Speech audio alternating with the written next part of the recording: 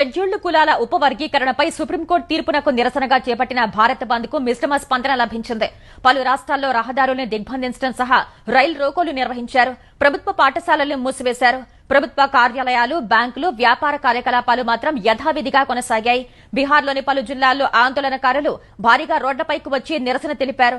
రైలు, road మార్గాల్లో రవాణా సేవలకు అంతరాయం కలిగించారు. పరిస్థితులు ఉద్రిక్తంగా మారగా పోలీసులు నిరసనకారులపై లాఠీలను జులిపించడంతో పాటు జల ఫిరంగులు ప్రయోగించారు.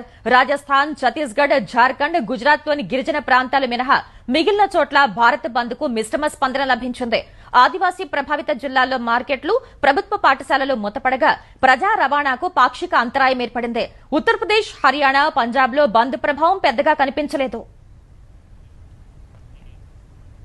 తెలుగు రాష్ట్రాల్లో కూడా ఎస్సీ వర్గీకరణకు వ్యతిరేక ఆందోళనలు జరిగాయి.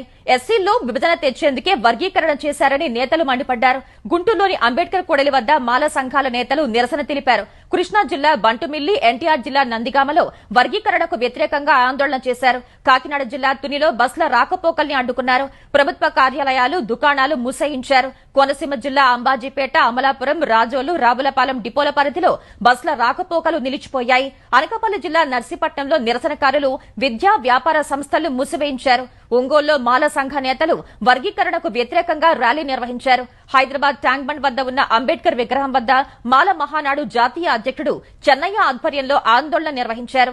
ఎస్సీ వర్గీకరణకు వ్యతిరేకంగా నినాదాలు చేశారు. పోలీసులు